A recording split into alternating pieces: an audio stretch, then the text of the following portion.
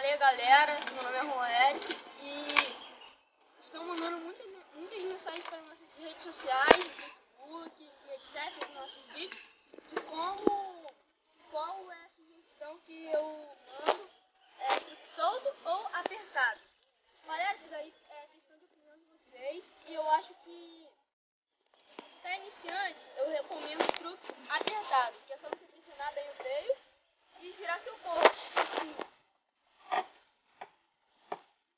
Mas agora, para médio e para frente assim, eu recomendo o truque solto. Mas isso aí é questão de vocês, que vocês estão mais acostumados. E isso aí. Valeu, galera. Até o próximo vídeo da Safety.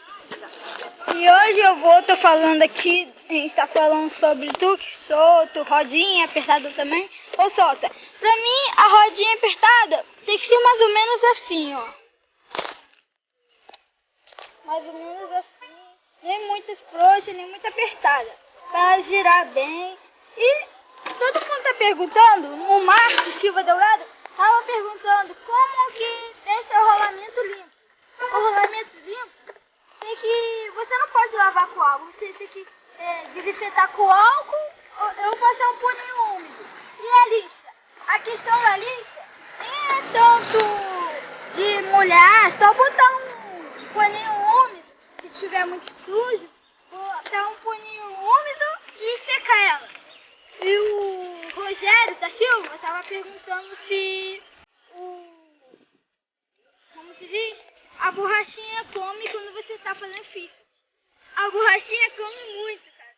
Isso porque é questão de opinião sua também. Quanto você vai gastar para comprar uma borrachinha boa ou ruim? A minha é da Black Chips, minha borrachinha. É isso mesmo, eu troquei esses dias, olha como tá aqui. Tá nem muito novinha. E eu tenho umas dicas para vocês. Os parafusos de base. Talvez você aperte o truque lá que tá dando muito de lado, mas também você tem que ver o parafuso de base. O parafuso de base, para apertar ele, você tem que ter uma chave, um alicate. E tem que ter a chave L para botar aqui assim, para não que gira assim, ó. Aqui, fica girando.